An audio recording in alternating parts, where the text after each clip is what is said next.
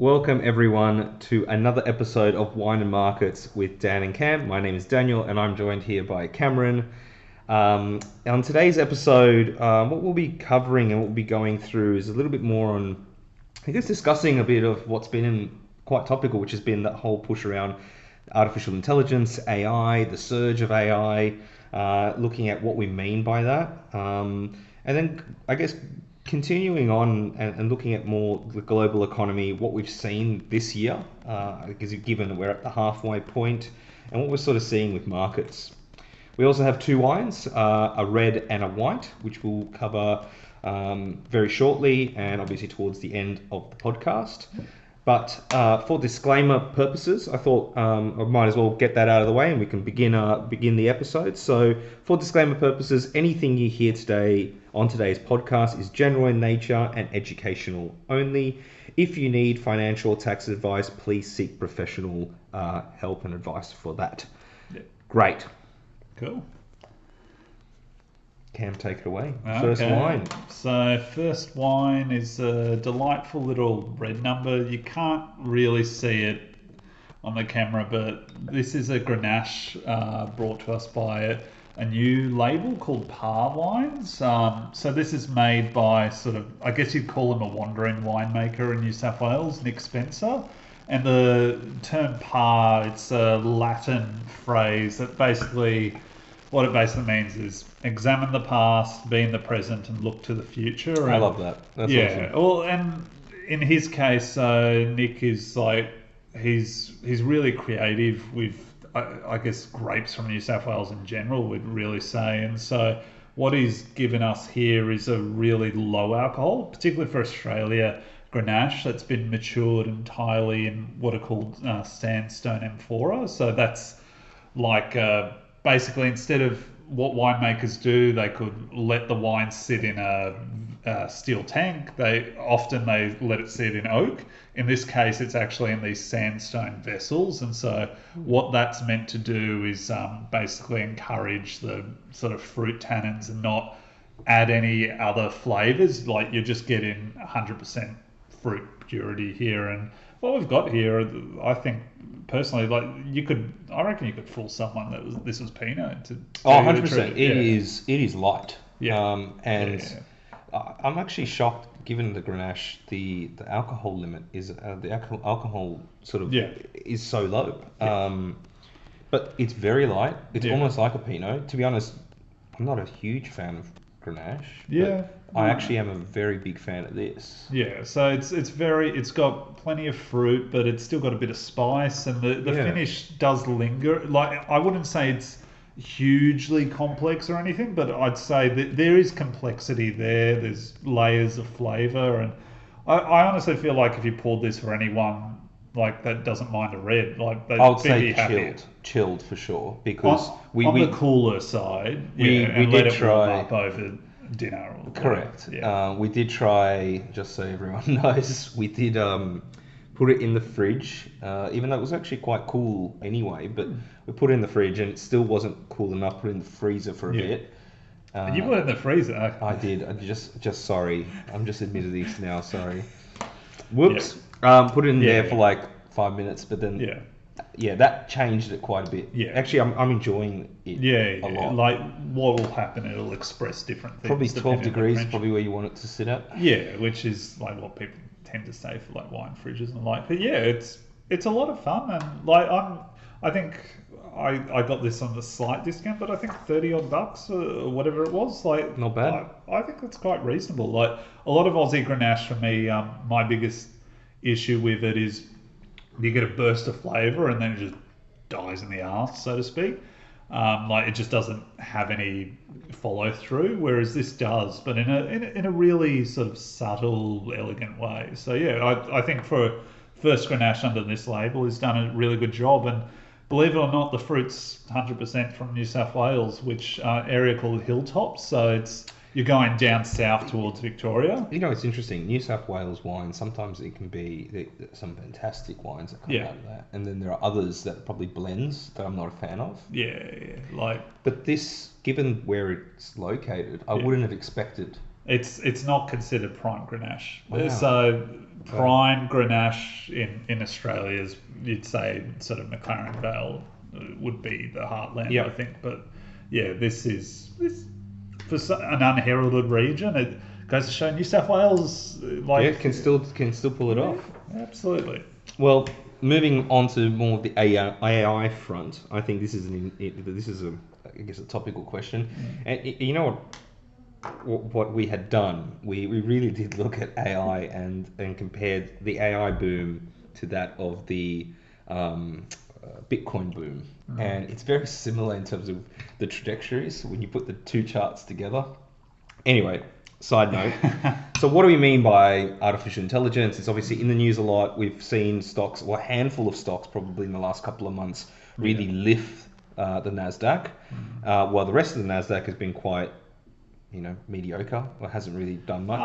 That has I'd changed. just say the broader market Yes. has been lagging, although that's started to change in the last month or two. And we're talking about things like ChatGPT. And for those who don't know what GPT stands for, it's generative pre-trained transformers is what it really is. I know because I've been looking at all this stuff, and it's really, and obviously you've got Google, which is trying to release Bard. There are so many other sort of, but none of these things are monetized. Like, yes, ChatGPT's Microsoft has a stake, well, not a stake, but the way it's sort of structured, I think if it becomes monetized, they can take up to 50 or so percent. It's a 40 to 50. 40 to 50. It is a weird structure, and then it can level down after that. So that's an interesting one. But anyway, they're great, but they're not necessarily, going to take a lot of people's jobs. Like, I guess in terms of, they can still lie. There was a case with a lawyer that used ChatGPT for his case, and it made up. Yeah, made up a legal case. Legal cases, and the judge is like, "What the hell?" Yeah. I know I've looked at. Obviously, it's up to a certain time period that you can use it. Yeah. And I'm just talking about ChatGPT. There's obviously a number of them. There's obviously I think the issue visuals. for some parents is it's encouraging laziness amongst their kids as well, because they can just copy stuff. Think out of of it, the homework. but I feel like it's more. It's designed for text. Like, it is a master linguist. That's what it is. Yeah. And really, it's also a search engine. So the things, that's obviously a risk to Google and the rest. But in terms of how does it work from a search capability, but and I do believe it's probably going to be more and more regulation going to be put in, because obviously they had things like how to build certain weapons and how to do certain things. It's obviously taken out a lot of that because It's discriminatory too. Yes, it can be discriminatory. That's it can gonna go be an issue. anywhere. I think it was, what's your ideal candidate look like? And because more candidates came from a specific place, that's what it sort of thought. Yeah. the ideal- AI music's a threat as well. AI generated, if it trains on like certain artists, it's like it just potentially undermines everything we thought we knew about copyright law and. That's right. Yeah. So it's just really interesting because yes, it can improve efficiencies, and I think that's probably where it's leading to, and where I think everyone is so excited about, or what they're so excited about. And I think that's the way you can use it, is by making sure you have the right prompts. You're using the right prompts as almost templates, and that's what you're using it for. So I think that's really interesting. But yeah, what are your thoughts? Yeah, no, I think it is an exciting space. I think it's, for me, I guess I have to admit I'm a little bit perplexed, because a lot of this stuff was already happening, and it really seemed like until ChatGPT sort of broke through into the public consciousness, for lack of a better phrase, it felt like people were just ignoring it. Yeah. Really? And the other issue I have is there is so much BS out there about we're using AI and this is our new AI solution, and it's just like a chat bot or something. Like, it's like all in some cases it's just like some really basic statistical analysis, and then this is AI, guys, this is our new engine, and you're just like, no, you're just full of crap. But I'm expecting to see a lot of that. Like, we've got a US earnings, the quarterly earnings season at the moment. We're going to have the Australian one. What are we next month? And I'd be shocked if like less than half of companies actually talked about their AI solutions, because it's like, what are you doing on AI? And it's like, we make packages to hold goods. We are, do you know what Yeah, I I mean? Like know. with some companies, Yes. it's just like it's a joke. It was the same with the cryptocurrencies of the space. We have a Yeah, bit of yeah. crypto and companies crypto. And I'm like, no, it's Yeah, not. yeah, and companies would change their names to be more crypto friendly That's and right. get Yeah. retail shareholders. So I think there's going to be, me personally, I think there's going to be a lot of cool stuff. I think there's going to be a lot of people faking it till they hopefully make it. So I think there's going to Yeah. be a lot of fraudulent business practices personally. So I don't know. I just see it similar to .com or the crypto. I just think it's going to be a way where some people are going to make a ton of money and some people are going to lose a ton of money. Yeah. Yeah. And No, totally agree. and part of that's just the range of outcomes, right? Because we don't know where it's going to head. The It range is of an exciting outcomes time. It is is uncertain, and so people will just make bets it is wherever an they ex- can. don't get me wrong. The whole thing Yeah. is a very exciting time because depending on where it goes, it is the future in terms of what can be automated, what can be made simpler, how much hours in the day you can get back. Yeah. And that's also another thing in terms of checking how text, checking emails, templates around this. It's an easy, quick search tool, but at the same time, it has its pitfalls as well. And none of these companies have been able to monetize it yet, so that's a really interesting one. Yeah. When Dan talks about monetizing, so We haven't for seen something ads. like Yeah. ChatGPT, it is incredibly computationally intensive. The amount of like servers and stuff you need to fuel the queries, like they have started doing a premium version Yeah. where you pay for it and everything else, but it's still And you can add, I think the quite a premium costly exercise. still adds like time, Yeah. from the Yeah. actual. Yeah. Part of the reason Microsoft's able to take more ownership is because they're exchanging, giving away Azure cloud space for an increased ownership stake because of how expensive it is. Yeah, that's right. Yeah. So, and don't get me wrong, like, if with the paid version, you can add, there's a number of additions you can add, you can increase the time limit. I think it cuts off Yeah. by a certain time period. With the paid, it goes a little bit further, but still Yeah. has a cutoff. So again, it's changing. And mind you, it's interesting because the amount of users to get to 1 million users, it took ChatGPT 7 or 5 days, something like Yeah. that. It took Netflix 3 years. Yeah, It yeah. took some of the other providers 6 months. But they're also starting to now lose users. So it's interesting to sort of see how it's all how it's gotten, where it's going. So I guess that's already going to be an interesting space to continue to watch. So global markets, I think that's another topical one in terms of what we're sort of seeing in the global economy and thoughts around that one. So, What are your thoughts so far? I know yeah, core inflation, headline inflation in the yeah, US. I think the big one for me is, why isn't stuff breaking more yet, given Yep. the amount of rate hikes that have happened here, the US, UK, Europe, Canada. I guess before we get on that, so bonds versus stock market, who's got it right? Yeah, and well, okay, so what Dan's saying is like, so for those of you that don't know, over the last financial year, the Aussie market was up almost 15%. Global markets, unhedged, up over 20%. And so, like, you look at the stock market, you're like, things are great. Whereas bond markets were pretty flat, and if anything, bond yields, even though rates have gone up by like huge amounts, bonds have only started to go up again a bit recently, but they've been trading in a pretty narrow range, which usually says people are like, we're seeing tough times ahead. We think the central banks are going to be cutting rates. That's how you would typically interpret what bond yields are currently pricing in, whereas stocks are like.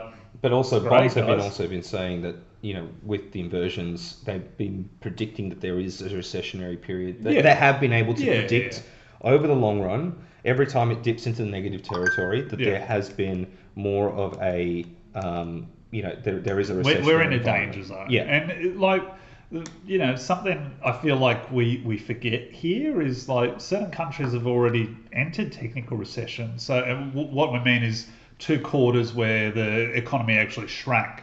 So close to home, New Zealand Yep. was one, That's and right. overseas, the eurozone, Germany, and the like was Germany another was one. another one. Yeah.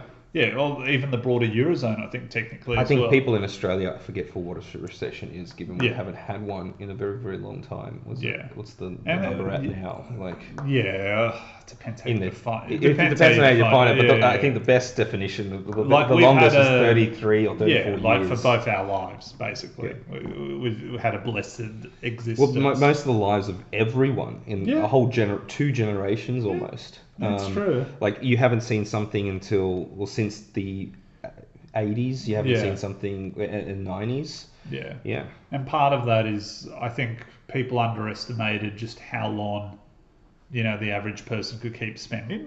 Like, particularly here, but even overseas as well. The excess savings from the government stimulus during the pandemic has supported a lot of activity, and the one area that usually starts to crater pretty bloody quickly when rates are going up as much as they have is the construction sector. And believe it or not, there's still huge demand for workers in that space. So, and construction, just because of the backlog of projects, the amount of stuff still under construction is still near record highs. Like it's started to dip, but it's taken a lot longer than I think anyone would have anticipated. And you've got, okay, rates have gone up, which is generally really bad, but at the same time, you've decided to increase the immigration intake with foreign students and the like. And so you're adding like a whole lot of demand to the housing sector where we just haven't been building enough at all. So it's going to be interesting to see how those views reconcile in Australia and overseas. And parts of the economy you'd say in here recession levels anyway, both here and overseas. And when I say parts, I'm talking about manufacturing sectors going through pretty tough time globally. But stuff like services, the hospitality sector, travel and the like, they've been going a lot better. And while that sort of continues, that should be supportive of just general employment conditions. And until that breaks, it's hard to say like it'll feel like a recession, so to speak. I think in the Aussie context, you're starting to see signs of it though. People are starting to pull back. It feels like the last two hikes definitely was a shot across the bow. And 100%. I was looking at some of the weekly data ANZ Research put out on Twitter, believe it or not, and you started to see like certain things like travel and hospitality, stuff that was super hot is already starting to slide a bit. So it'll be interesting to see if that trend continues. A lot of that. So obviously interest rates have been going up. I think spending is starting to fall off potentially a cliff. Potentially, you might have a period where it's slightly less, and then it falls off a cliff. It's getting to that stage because you know what? As interest rates start to rise, as the fixed mortgages in Australia at least start to come unwound, up to November, December, we'll actually get a lot more. People are moving from what a 2-ish%, one and a bit. To 5, 6, I would say 6 these days, and it's only getting worse. So I guess that's one way of looking at it. Broadly, the inflation front, you got the US core inflation was lower, and it's still higher than headline. But it's fallen to a degree that's probably at what was it 3-ish that it was at. Or headline was at 3. Headline was around there, whereas core's still elevated. And so maybe do you want to explain more? So that's what I was get at. So eventually it's on the trajectory. And that's the main thing. But in saying that, I think it's really what I really wanted to go through is what we mean by core and headline and why you hear that from politicians, you hear it from policymakers, why they're quoting one or the other, or maybe you ask the question of if someone's talking about inflation, which one are they actually talking about? Because I think that's more important distinction to have because they both have different reaching sort of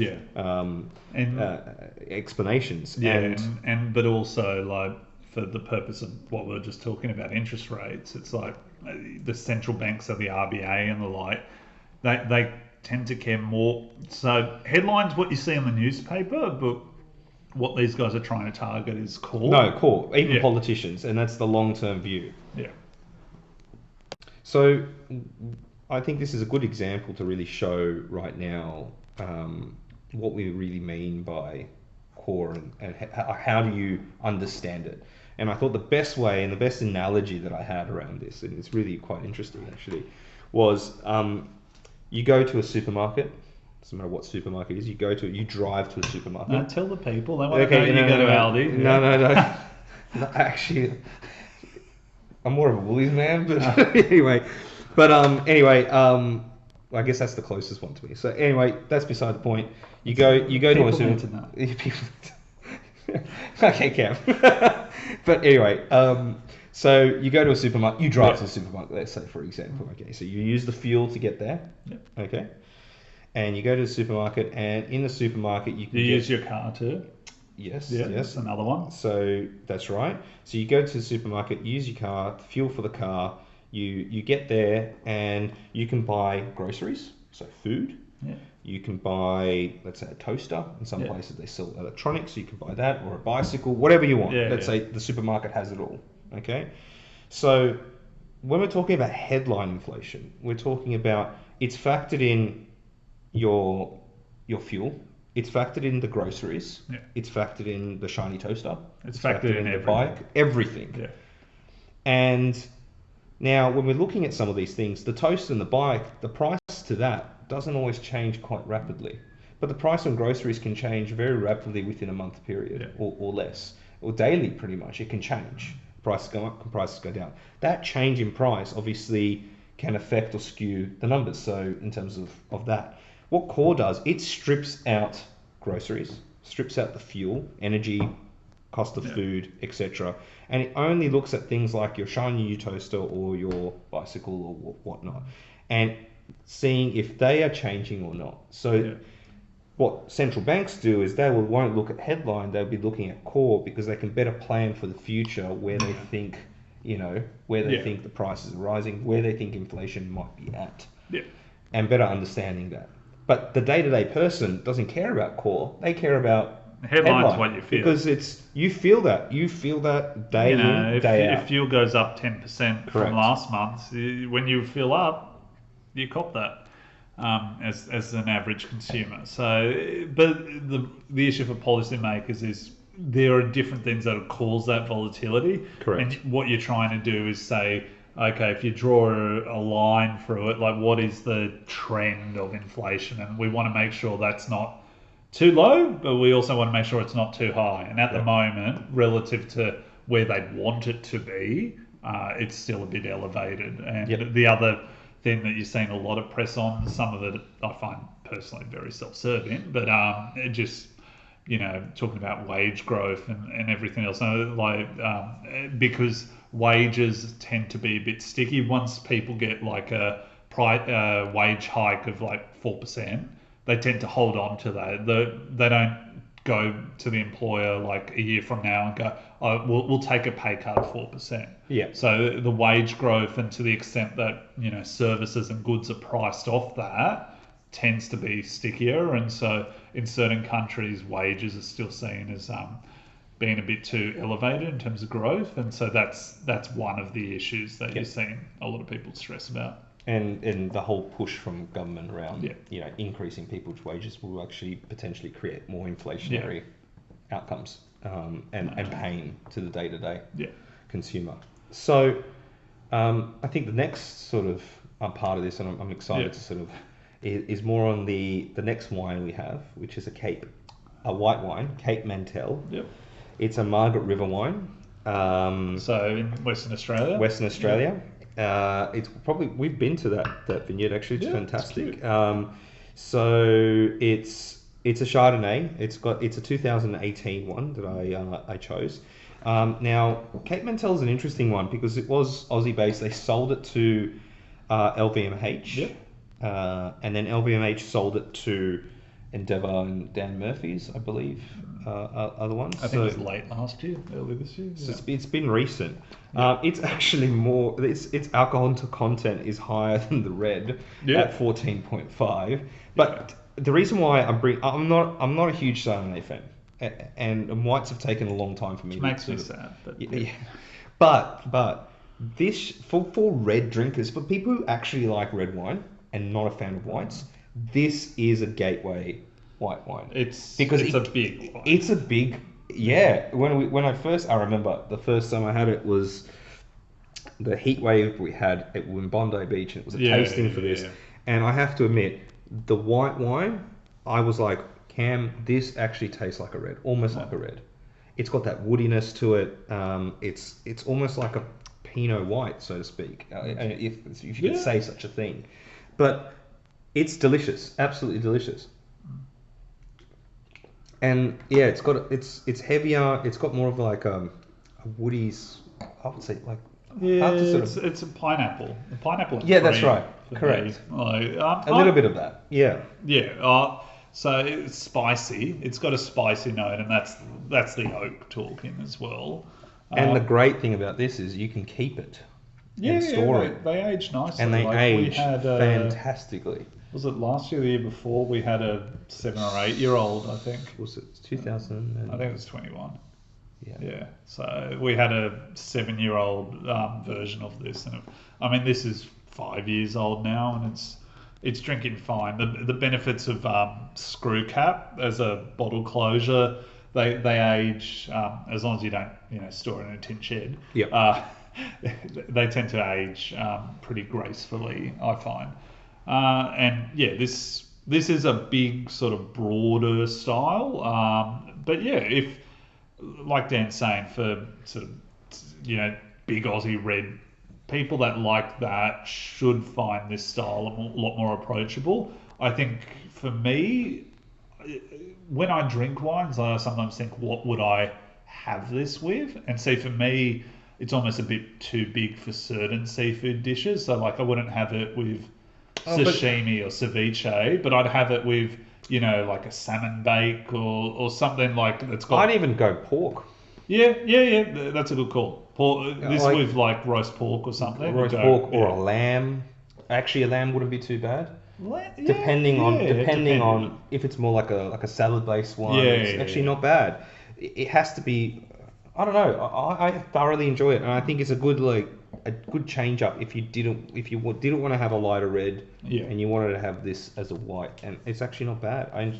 I think it's great, especially for those, and I know a lot of friends and family who have big fans of reds, not a fans of whites, but when they've had this, they've been like, wow, it really is delicious. Yeah.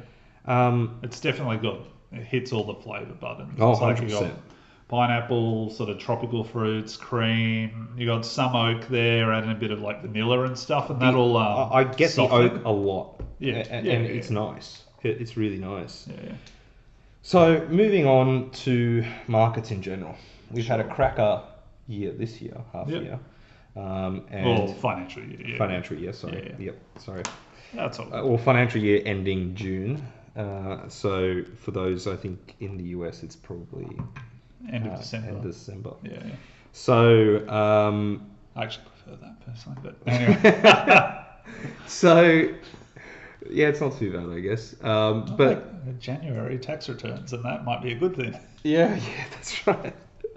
Anyway, we digress. So, with markets and where they've been at, it's really fascinating, to be honest, because. Growth has done as a style has done exceptionally well versus value. It's deviated again. Last year, value did really well, and now it's come back. So it's funny because we had this in previous podcasts where probably being diversified is probably the key, not having one style or the other. You've been rewarded by that. Yeah. I mean, the other funny thing's been the whole unlisted space, right? So a lot of the industry funds that have been, they like to put their returns in AFR every time they kill it. This financial year is not going to be as cracking for a lot of them. No, and there's been some in the actual media where they've had to close certain funds Yeah. And just because valuations have crept away. So it's going to be an interesting one. Yeah. Doesn't mean there's massive risk there for everyone in that space. But It's I yeah. think it's highlighted. I wouldn't say huge risk, but I just think it's highlighting some of the issues with. So for context, industry funds. So it's like where a lot of you listening probably have your super with. Like a lot of them have tended to pile into what we call unlisted assets. So like property, unlisted companies, and the like. And you're starting to see valuations move against that space. It's taken a long bloody time. You think the RBA started hiking rates, May last year? And it's only really in the last couple of months you've started to see valuations break in the property space. But then it's okay. Well, that's yes, 100%. But the thing is, how long? When we're looking at these things, how long is your investment time frame and horizon?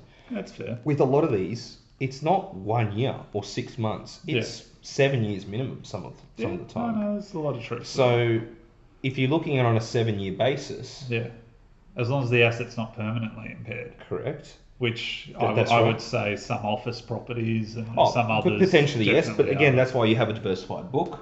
Yeah. But in saying that, not everyone does. Not everyone does, no. But unfortunately, at the end of the day, that's when you're looking at it. Well, every investment, okay, well, it's not saying, the whole space is gonna collapse. It's saying, well, there'll be periods or pockets where maybe this year might not be a good year. And maybe you might get another year where it is a good year. With interest rates where they're at, where they potentially could be starting to... Obviously, the central banks now have a lot of ammunition to sort of start cutting and re-stimulate the economy. Yeah. When they get inflation under control. Yeah. So that's a positive, and that will obviously create a lot of momentum as well in markets. It could definitely. I think the concern I have, I guess, is... what share markets are pricing in is arguably the central banks cry uncle sooner rather than later, and they start cutting it in earnest. And that's the part I'm not sure about. I kind of feel like, based on what we usually see, they start cutting too late. Like the damage has already been done, and they can help limit the consequences, but they can't stop. But then they've had periods in the 70s, 80s where they've cut and they've had to hike again, and you get a double recession. So I'd much rather them be a little bit slower than have another scenario like that. Yeah, and I think that's true as well. And I think in terms of, I was trying to think about this. What are some things that can help drive markets higher? One of them is just the AI interest, that for certain companies like Nvidia, which is up 180%, I think, over the last year. That was just a quick Google. And they're a chip manufacturer. Designer. Yeah. So that's even trippier. They don't actually make the chips; they get someone else to make it. They have the IP but they've got the IP for the design, and no one's sort of within cooey of them for gamers. At the moment. You will know Nvidia because of the graphics cards, and Nvidia is obviously used in their designs are used in the artificial intelligence sort of surge that we've been seeing. Yeah, no, because just the calculation edge their design have over rivals is no one's at the moment got sort of a design that quite matches up to them. So people are just they're going to win it all. And that's why you've seen the share price skyrocket as a result. Whether or not, I think the issue I have with that is at the end of the day, people need to spend the money to buy the chips and chip designs that are making Nvidia money.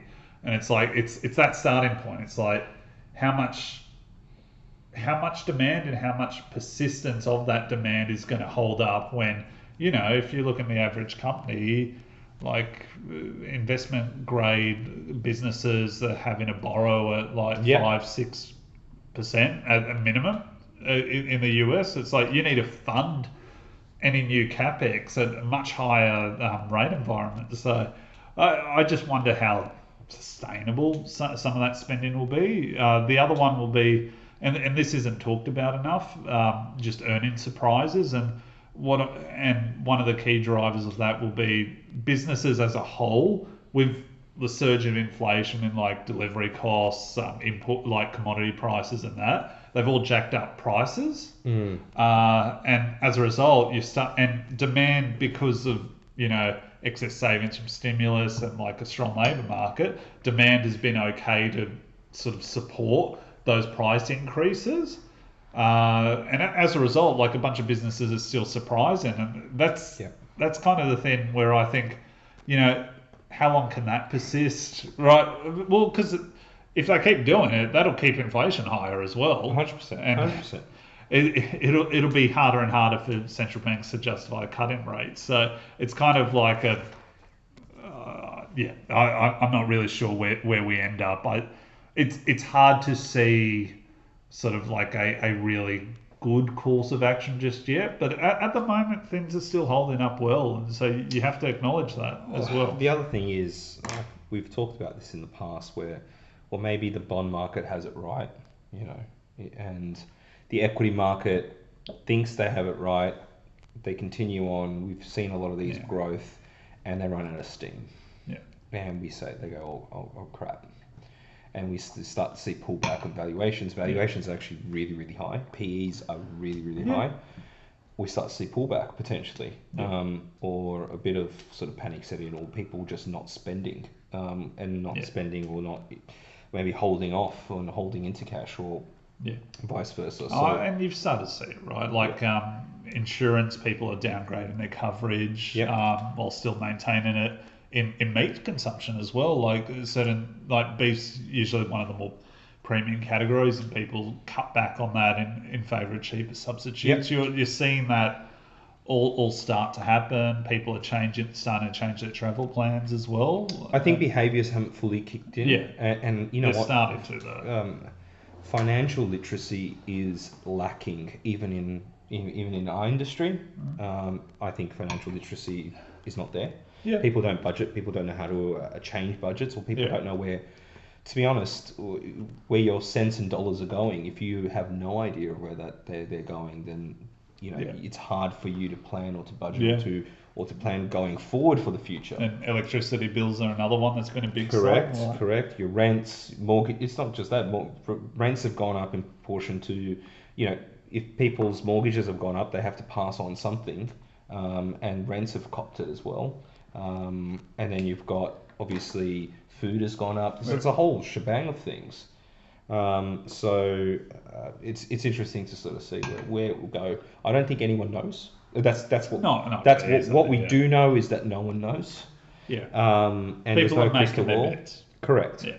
And that is why I guess it's been clever, or not clever, but in a weird way, understanding what your risks tolerances are, understanding that you need to be somewhat diversified, not taking huge bets, and just being common sense, which I know isn't that common, but just knowing and understanding what you're budgeting. Agreed. But it's an interesting one. Easier said than done. It's very much easier said than done. And I guess on that note, that sums up, what we're thinking in general about markets, AI, and the like. In terms of the wines, going back into that rating, rating the wines, on the red. To be honest, I think that's a buy. I actually like for that. the price. For the price. Oh, sorry. And the Cape Mentelle, the price around that is probably around $40-50. Probably 50 these days. These days, yes, with where things are at. It is it's more of a premium one. Again, one that you'll probably keep for a lot longer before you have it. Or you can have it straight away. The other thing you can do, if sometimes you find oak off putting, you can actually decant white wines. So like even just a vase or a glass jug or whatever, you can actually just pour it out, and that'll help those aromas settle down. And I'm a buy for the Cape Mentelle as well. Yeah, I think, look, for me, it's a bigger, bolder style, but I don't mind it. Like, I'm probably fine with Chardonnay. I'm going in a slightly different direction. It's more at the start of dinner, mid course. This is what you're using. It's not a I'm gonna chill. I'm gonna have a relax. I definitely have it with food. I Yep. think it's definitely more in that vein. But I like it. I still like it. Like Margaret River Chardonnay is some of the best in the country. But Correct. and definitely worth checking out if you've never tried. Perfect. Well, thank you everyone for listening to today's podcast episode. And again, we look forward to catching you next time. So, Sounds good. see ya.